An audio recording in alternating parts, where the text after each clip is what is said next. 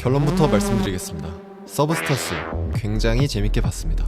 하지만 좋았던 점과 흥행의 이유는 다음 영상에서 알아보도록 하고, 각본에 몇 가지 아쉬운 점이 있어 이번 영상을 만들게 되었는데요. 아니, 칸 각본상까지 받은 영화를 구독자 600명짜리 채널이 비판한다고? 입소문으로 역주행을 하며 예술영화 중 기록적인 흥행을 하고 있는데 비판한다고? 라고 하실 수도 있지만, 순수하게 한 일반인의 소견이라는 점 이해해 주시면 감사하겠습니다. 자, 그럼 이 사람은 뭐가 그렇게 불만인 걸까요? 서브스턴스는 보편적인 주제인 노화에 대한 두려움과 외모 상품화를 다루지만 공감하기 어려운 극단적인 인물들이 나옵니다. 이것이 왜 문제일까요? 사회 비판이 주제라면 부당한 일을 당하는 주인공이 정상적이어야 할 텐데, 주인공 자체가 뭔가 문제가 있는 인물이다 보니 사회도 문제지만 이 인간들이 자초한 재앙이 아닌가? 나라면 저런 일은 없었을 텐데 하는 의문이 드는 것이죠. 몇 가지 예를 들어보자면, 수가 난장판을 버리고 남긴 메모지 사건 이후로 두 인물이 소통을 시도하는 장면은 전혀 나오지 않습니다. 그리고 이때부터 엘리자베스는 폭주를 시작하는데요. 넘쳐나는 식욕과 집을 쓰레기장으로 만드는 장면은 직관적인 충격을 주지만, 왜 저러지? 약의 부작용인가? 싶을 정도로 그 정도가 비정상적입니다. 차라리 척수 물질을 생성하기 위한 부작용이라는 설정이었어도 괜찮았을 텐데, 그런 설명 없이 넘어가다 보니 그냥 이상한 사람이 되죠. 이상한 것은 수도 마찬가지입니다. 고름에 찬 상처를 같은 바늘로 계속 쑤시는 것부터 경고를 들었으면서도 한 번이 아니라 수십 번 규칙을 어기죠. 젊음의 어리석음을 드러내는 것이겠지만 일반적 수준을 넘어서는 무모함입니다. 문제는 수가 무모한 것 자체가 아니라 무모할 수밖에 없는 이유가 안 보인다는 것입니다. 애초에 왜 그렇게나 성공하고 싶어하는 걸까요? 젊고 성공한 인생은 어떻게 다른 걸까요? 잡지 모델이 되면 삶에 어떤 달콤한 변화가 생기는 걸까요? 극중에서는 이전과 똑같은 집에서 평범한 청년들과의 애정행각만 나오거든요. 단지 합의와 방송국 사람들이 보내는 탐욕스러운 시선을 원해 저러는 건 아닐 텐데 말이죠. 수가 딱 한 번만 더를 외치며 집착할 수밖에 없는, 손에 잡힐 듯한 성공이 아른거리는 상황을 디테일하게 보여줬으면 설득력이 생겼을 텐데, 이 부분이 생략되어 있다 보니 상황의 안타까움보다 그녀의 무모함이 부각됩니다. 심지어 하비를 포함한 조연들도 하나같이 과장되고 전형적인 행동만을 취해서 이들 모두가 정해놓은 결말을 위해 세팅된 기능적인 인물들이라는 생각이 들죠. 주제의식에 엄청나게 힘을 실은 영화인데, 그러기 위해 단순해진 각본이 오히려 이를 방해하는 역설인 것입니다. 그리고 이런 기능적인 인물들 때문에 플롯도 예상 가능한 방향으로 흘러가게 됩니다. 인물들이 단순하다 보니 직관적인 선택과 반응만을 보이기 때문이죠. 서브스턴스는 저러다 문제 생기겠네 하는 생각을 정직하게 충족시킵니다. 예상했던 문제들이 생각보다 더 충격적인 비주얼이어서 놀랍지만 예상 못한 문제는 생기지 않습니다. 그러면 주인공은 항상 이성적이고 지능적으로 그려져야 한다는 것일까요? 이야기에 반전이 없으면 나쁜 이야기라는 것일까요? 당연히 아닙니다. 주인공은 다양한 성격으로 존재할 수 있습니다. 반전만 추구하면 아침 드라마가 되는 것도 맞습니다.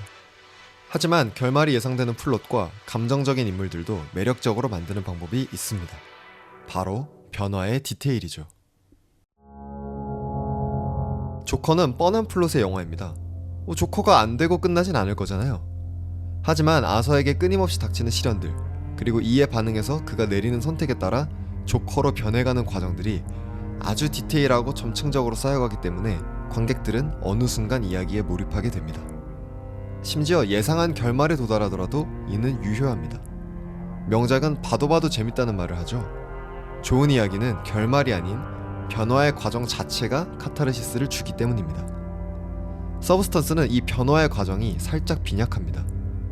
엘리자베스의 가족은 어디로 갔을까요? 서브스턴스 복용 외에 다른 선택지들은 아예 없을까요? 이 모든 것들이 없다면 왜 그렇게 되었을까요? 이런 의문들에 대한 정보, 다른 선택지에 대한 정보가 주어질 때 그중 파국을 택하는 인물의 당위성에 생명력이 생깁니다. 인물에 대한 동정심도 커지고요. 그런데 이런 내용이 모두 없다 보니 변화의 깊이가 부족해집니다. 당연히 변화의 과정이 주는 카타르시스도 약해집니다. 물론 이런 변화의 과정이 아예 없는 것은 아닙니다. 제가 이 영화에서 가장 마음에 들고 또 가장 중요하다고 생각되는 장면, 바로 엘리자베스가 프레드와 만나기 위해 단장하는 장면입니다. 내면의 자격지심이 자극되어서 끊임없이 망설이고 화장을 고치는 엘리자베스. 그러다 마지막에 스트레스가 폭발하며 결국 모든 것을 스스로 파괴하고 잠수를 타는데요. 이때 미친듯이 얼굴을 문지르는 모습은 앞으로 펼쳐질 육체 변형을 암시하는 듯합니다. 지극히 일상적인 상황에서 홀로 있는데도 연기만으로 극도의 불편함과 불안을 이끌어낸다는 점에서 대단한 장면이죠. 이 장면이 인상적인 이유는 그나마 존재하던 구원의 가능성을 스스로 차단해버렸다는 점, 인물의 내면과 선택을 탁월하게 묘사했다는 점입니다. 그녀를 파국으로 내몬 것은 부조리한 사회만큼이나 무너진 내면 때문이었다는 주제도 잘 드러나죠. 이후 그녀가 제거 주사를 완전히 꽂아넣지 못하는 이유를 설명해주기도 합니다.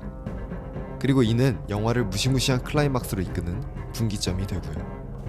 이렇게 변화의 과정을 탁월하게 묘사한 장면이 분명히 있기에 이런 씬들이 아주 조금만 더 많았더라면 영화가 훨씬 풍성해지지 않았을까 하는 아쉬움이 듭니다. 서브스턴스는 상상력을 극대화한 SF 호러 영화이고 여기에 블랙 코미디 영화 특유의 과장된 연출들이 더해졌습니다. 후반부엔 뜬금없는 초인적인 괴력마저 등장하죠. 즉 개연성보다 감각, 충격을 중시한 영화라는 것은 명백합니다. 하지만 그럼에도 영화는 설득력이 예술입니다. 코앞에서 살아 숨쉬는 배우들을 보는 현장감 대신 스크린에 맺힌 허상을 지켜보는 관객들을 몰입시켜야 하기 때문이죠. 그래서 영화들은 시청각적 자극을 총동원하여 설득력을 올리려 합니다. 특히 비현실적인 소재일수록 연기, 각본, 미술 등이 디테일하고 현실적이어야 합니다.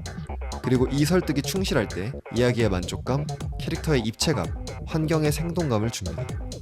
서브스턴스는 이 부분이 조금 아쉽습니다. 주제는 선명하나 인물이 기능적이고 이는 이야기의 초점을 흐리고 예측 가능하게 만듭니다. 주제 없이 캐릭터만 있으면 오락 영화가 되지만 캐릭터 없이 주제만 있다면 우화나 프로파간다가 됩니다. 마치 반드시 교훈으로 끝나는 옛날 이야기처럼 말이죠.